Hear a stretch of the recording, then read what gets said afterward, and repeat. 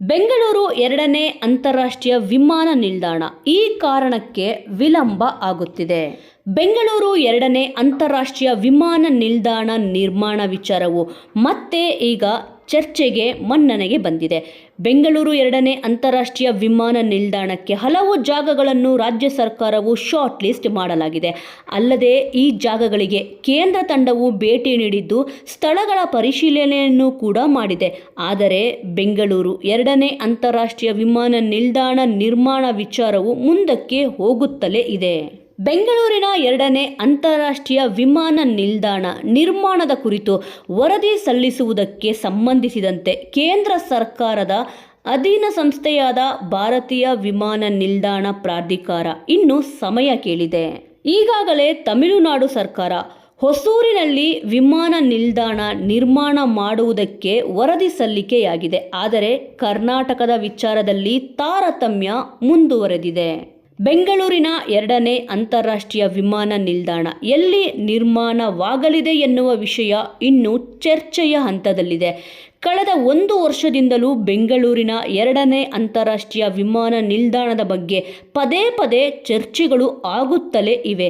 ಆದರೆ ಈ ವಿಮಾನ ನಿಲ್ದಾಣ ನಿರ್ಮಾಣಕ್ಕೆ ಯಾವ ಜಾಗ ಯೋಗ್ಯವಾಗಿದೆ ಎನ್ನುವ ವರದಿಯನ್ನು ಭಾರತೀಯ ವಿಮಾನ ನಿಲ್ದಾಣಗಳ ಪ್ರಾಧಿಕಾರವು ಇನ್ನೂ ನೀಡಿಲ್ಲ.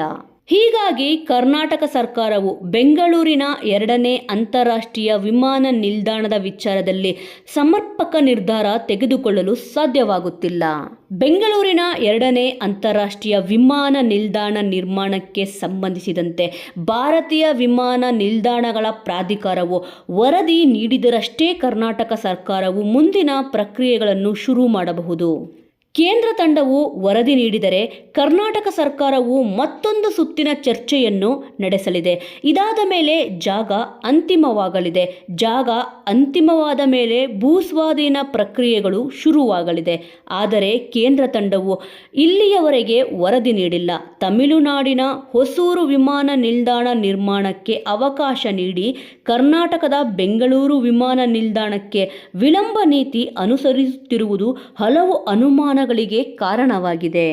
ಇನ್ನು ಬೆಂಗಳೂರಿನ ಎರಡನೇ ಅಂತಾರಾಷ್ಟ್ರೀಯ ವಿಮಾನ ನಿಲ್ದಾಣ ನಿರ್ಮಾಣ ವಿಚಾರದಲ್ಲಿ ಕೇಂದ್ರ ಸರ್ಕಾರವು ವಿಳಂಬ ನೀತಿಯನ್ನು ಅನುಸರಿಸುತ್ತಿದೆ ಎನ್ನುವ ಆರೋಪಗಳು ಸಹ ಈ ಸಂದರ್ಭದಲ್ಲಿ ಕೇಳಿಬಂದಿದೆ.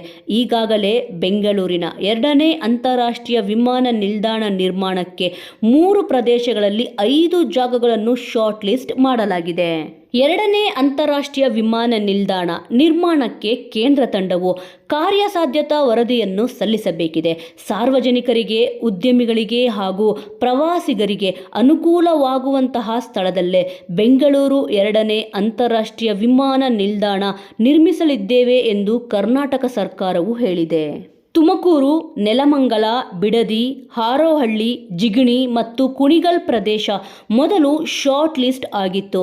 ನಂತರ ಕನಕಪುರ ರಸ್ತೆ, ಹಾರೋಹಳ್ಳಿ ಬಳಿ 2 ಸ್ಥಳಗಳು ಮತ್ತು ನೆಲಮಂಗಲದ ಕುಣಿಗಲ್ ರಸ್ತೆಯ 1 ಸ್ಥಳ ಹಾಗೂ ಮಾಗಡಿಯಲ್ಲೂ ಜಾಗಗಳನ್ನು ಪರಿಶೀಲನೆ ಆಗಿದೆ. ಕನಕಪುರ ರಸ್ತೆಯಲ್ಲಿರುವ ಚೂಡಹಳ್ಳಿ ಮತ್ತು ಸೋಮನಹಳ್ಳಿ, ನೆಲಮಂಗಲ, ಕುಣಿಗಲ್ ರಸ್ತೆ ಸಹ ಲಿಸ್ಟ್ನಲ್ಲಿ ಇವೆ.